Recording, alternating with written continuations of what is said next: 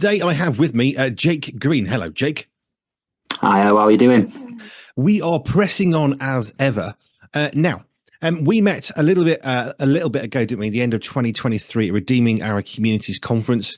I got to know you just a little tiny bit, and I thought, oh, nice chap. And then you reached out because you started a project. So just give us a really brief overview, because I want to come into more detail later. But what's the project, just very briefly? So the project itself, in a nutshell, is mental health advocacy and support with one-to-one. Okay, and that's something that you're doing, and you've got some people. You're already you're part way. It's not like we're going to do this. We are doing this. That's where you're at, isn't it? Yes, it was. Yeah, it was an answer to prayer, and it's pursued and grown and continues to do so. Cool.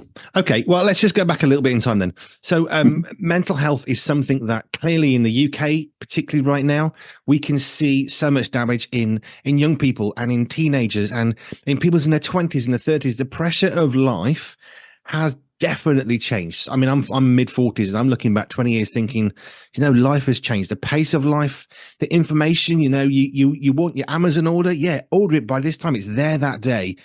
Yeah. But all of those things create pressure on somebody, and those somebodies, I'm guessing, are some of the people that you are wanting to help. So what is motivating you to want to spend some of your time developing this particular project? So my motivation is through my own personal battle. So obviously over the years, like you say, times have been difficult, prices, inflation, the things that are going on day to day are becoming more difficult to bear. People are having to work multiple jobs to get a salary to get by, and it's the suffering in the background that people think, oh, you know what, we've all got no money, we're all doing this, we're all doing that, and just try and brush it off. But it affects a lot of people in a lot of different ways. And throughout COVID, obviously it was a global change. Everyone had to either work from home or come away from work. Businesses were closing down. And it was just a huge time for mental health to become a much bigger issue, because everyone was isolated. They couldn't see friends and family, so they couldn't get that support. So it's through COVID that the numbers have escalated, and it's through the journey I've been through that doesn't want people to feel isolated, that wants people to talk, that wants people to feel like they're a part of something bigger. And essentially, that's what the company is about. It's about being able to say, we'll listen to you, we'll talk with you. We're not going to treat you as a patient. We're going to treat you as a friend. We've got a shoulder, we've got an ear. Just come to us, and we can do everything we can with you.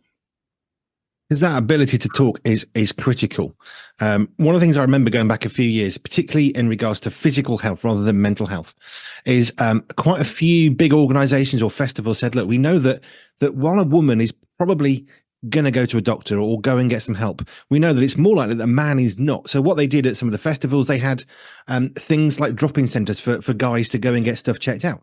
We know that they're not going to do that. Do you think that's replicated in mental health as well, or is that just more of a physical difference? So there are organizations and companies and charities out there that do have those kind of hubs for mental health. In the local area, they have things like men's sheds.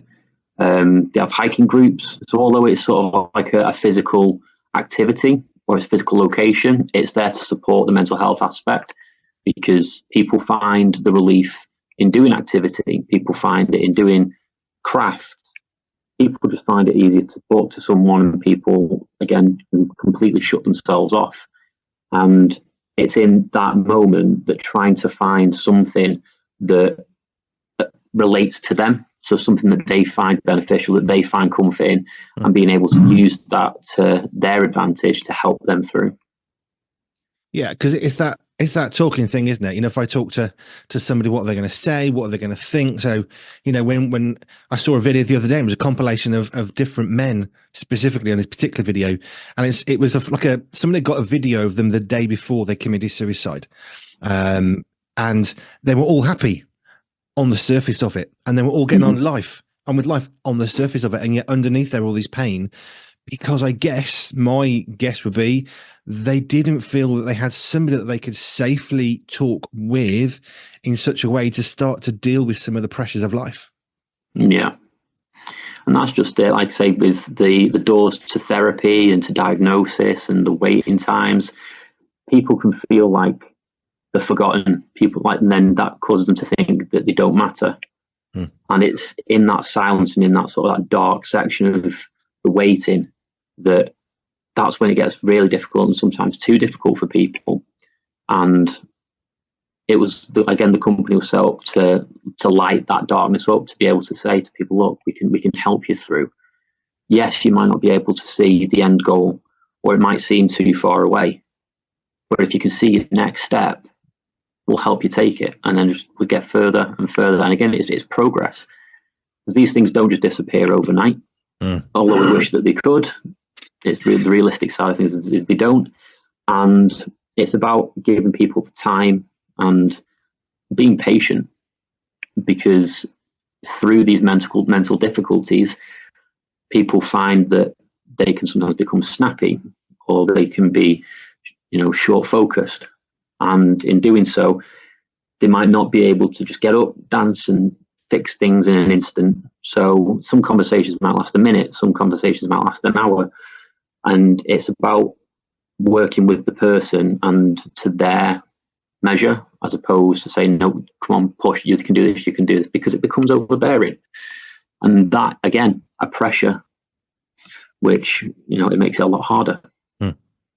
So what's your story then? Let's go back a little bit in time, just because of your own faith journey, because people who start an organization and project like you're doing, it comes out of something. Either I can make money out of this, or I care about people, and that's the motivation. I don't think there's a third option there, really. And either of those are valid. But what I see in you, for having known you just a tiny bit, is you care about people, because I met you for 5 minutes and I just felt your care and compassion. So what's the story to how you've developed that care and compassion? So again, with a sort of a long-winded mental health struggle, really, going from different schools due to being bullied, my parents were always making sure that I was, in better hands. So if there was an issue at school, they'd take me somewhere else. If there was an issue at that school, they'd find somewhere. And because my dad worked away, we were able to essentially sort of shift around to different places. And it's sort of the replication of how my mum cared and raised myself. Over the years, like I say, through high school, bullying continued, things got worse.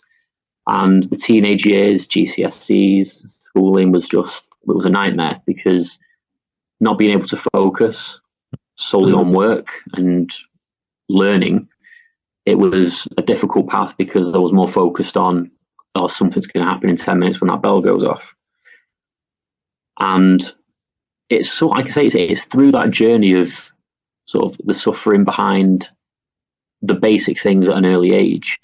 So again, going through school and having the stress aspect of it, but then growing up and sort of moving into adulthood, it's like trying to find friendship groups, make new friends, is seemingly more difficult as an adult than it is a child. So when it comes to people trying to talk, it doesn't happen as much as it would if you were a teenager and you've got all your school friends. It's a lot more difficult to find someone that will genuinely sit there and listen without judgment. And it's just something that it has developed. It's a sense of that care, saying, I don't want people to feel isolated. I don't want people to feel forgotten. I don't want people to feel like they're just existing. And like the journey of faith, it was a good 10, 15 years ago. And it was to support my brother in a religious education project. He said, I want to go to church and I want to learn about different religions. I was like, right, okay. So me, my mum, and my brother went down to church. We had a speaker there, and her name was Sue, and she was absolutely phenomenal. It was the first time that we'd met her. And she went through the sermon. She said, right, just everyone close their eyes and just remain silent. We were in silence. And she started asking questions, saying, if anyone feels something now, might stand up. And within about 3 or 4 questions, everyone's eyes were closed, and I heard was, wow. So obviously Sue could see it all. And she got everyone, said, right, everyone open your eyes. And everyone was stood up. Everyone had felt something at that sermon. And that was the kind of point I went, okay, this is magic. This is what we want. This is good.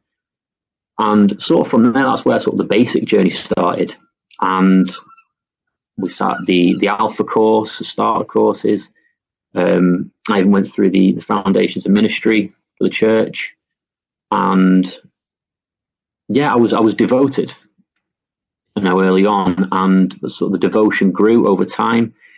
The job that I was in, I went through an apprenticeship with Microsoft, and the job that I had was well paid. But when Redeeming Our Communities came into literally across the road from myself, they said, we're moving into this building, and we're going to need some help. And the building that they were in was a project that the school had run. And because I'd been to that school, I'd done the training, I was able to get in on the project and help build the network system. And in doing so, I was able to then turn around and say, I've been there, I've seen how it's set up, I can help you. And from that moment, I went from helping out with networks to graphics, to ground maintenance, to data work. I was trying to get into everything. And it was the best job I ever had. It was something that, because I had so many things to focus on, my brain was always engaged in something. It was something different. It was, it was someone new that had come along. I was there, I was engaged, I was doing something. And every other job that I've been in outside of that has always been a case of, it's not got my interest. There's something missing. And then I look back and reflect and said, like, the one thing that was missing that I enjoyed the most was the prayer meetings that we had every week. People coming together, they used to come in, we'd pray about the week, the people, the projects, and there was the unity there. It was the togetherness it was the community. And that was a massive sort of turning point for me, saying, I want to do community work, I want to help people, because I was seeing the impact that Redeeming Our Communities was making. And it was sensational. And I lived by it, and I did as much as I could there.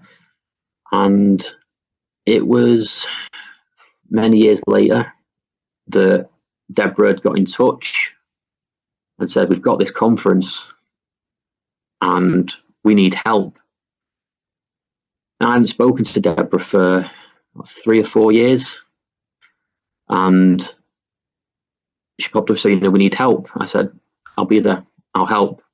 Because to me, that was a calling. So I had, where's my next pinpoint? Where's my next step?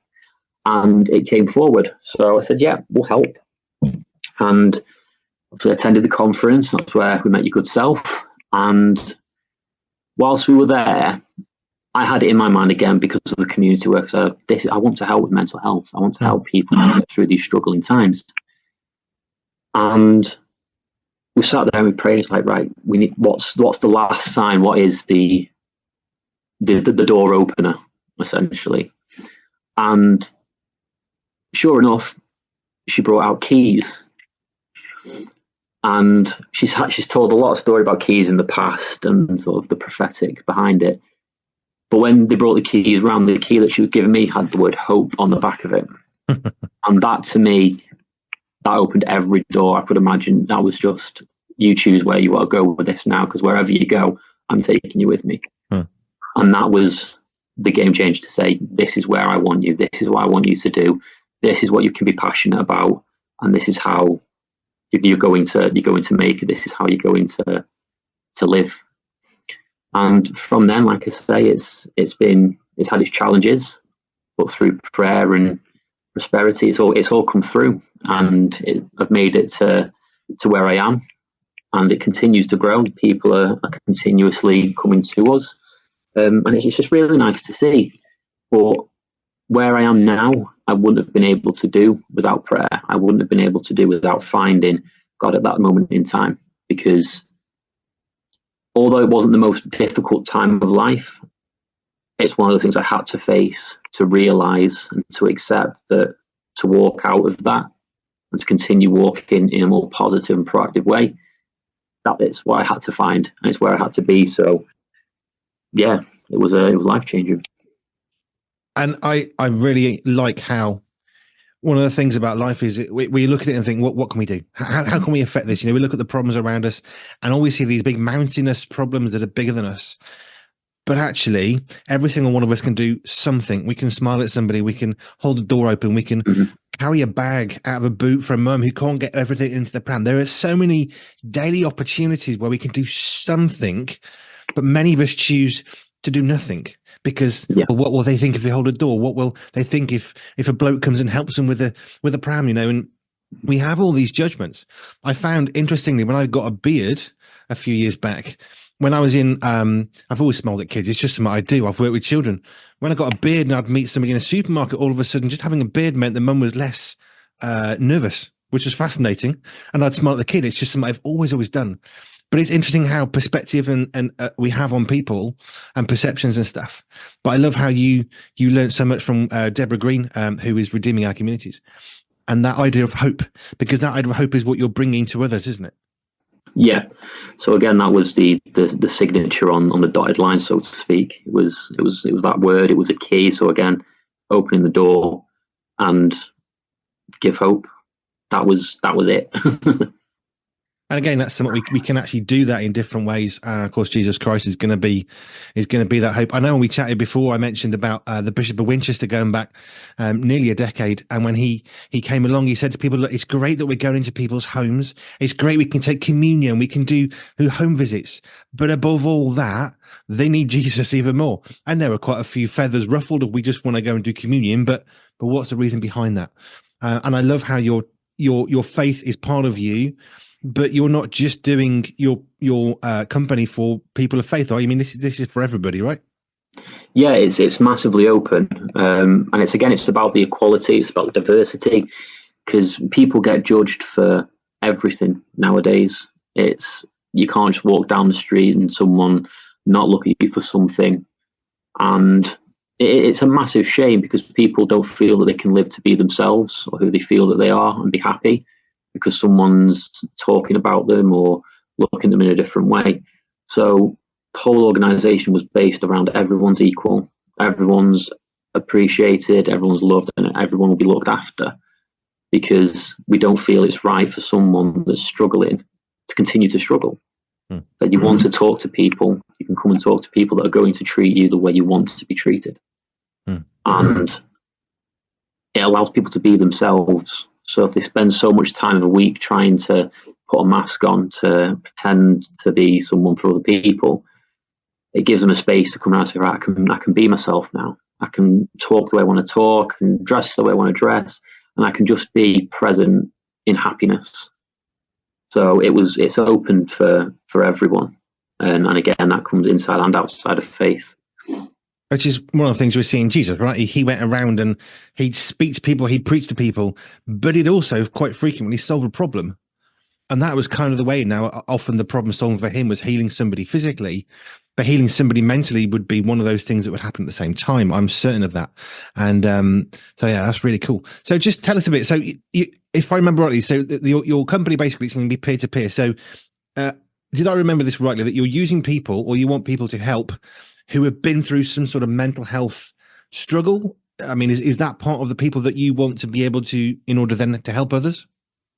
Yeah. So again, the personal experience to us is massive, because waiting for a therapist who's been through the professional training and doctors that have put the time and effort in to get where they have, that waiting time to not be spoken to, again, causes a lot of downtime, it causes a lot of doubt and upset. And by getting people that have experienced it, that have experienced those wait times and how it feels, we're able to then sort of collate that together and go to people and say, look, we know where you're at now. We've been there. So we know exactly how bad and upset you feel. And because we've experienced it, we can share, we can share experiences. We can share how we managed to fix that particular scenario. And as a company, we could engage with someone and says, oh, I've just had a diagnosis, but I'm not going to see someone for like 2 years. And I've got this going on and that going on. So we can make phone calls. So we can talk to people, happy to sit there, because people have anxieties on answering the phone nowadays. And it's about giving people accessibility to the world that's much better and safer and just happier. Because when you start facing the limitations of not being able to be yourself, the limitation of, am I good enough? Am I fitting in? Where do you turn? And that's where the faith came into play for myself. Like, where do I turn? What do I do? How do I fit in? And it was through faith that I got to where I am. And it's through, the teachings in the Bible that I've been able to gather. It's like, to love people in a proper manner and to respect people and to know the difficulties of being judged. And the Bible itself opened up a lot of doors in the past to get me to the point that I was at, to make that final decision. And the journey itself, to get me to this point, it's been a rocket ride. It's best to say. There's been ups, there's been downs, but there's always been a way forward. So it's about giving people, as I say, it's the hope for them, and by giving people that have had experience a chance to use their experience as a fuel to help someone else. It also helps motivate them to say, what I've gone through, it was terrible, but I've stopped someone going through that, and they feel a sense of achievement and belonging because that person's then thankful for helping them through. And it's by using that methodology of talking to people with the experience that it grows to become something more personal and equipped to a particular person's needs. How can people find out more about what it is you're doing, whether they want to support you through financing it, whether they want to come and be a volunteer, whether they want to access some help? Where do people go to get hold of you? Yeah, so the website is live. So it's emeraldjourney.co.uk. We have got social media pages on Facebook, Instagram, got a TikTok page, YouTube. We're dotted around. We do try and partner with numerous charities and organisations. So through Mind, we do some work with them. But essentially, the main contact is through the webpage. Cool. Okay, should you give us that one website one more time for people to get? Yep. So it's emeraldjourney.co.uk. Fab. And people can access you there and either volunteer or get help or whatever they need to go through there. Yeah, so the web addresses are on access on all pages. The inquiry email address is down at the bottom of the page, and you can send anything through, whether it's a service of peer-to-peer mentoring, or whether it's something more specialist, whether you need graphics, whether you need help with a car.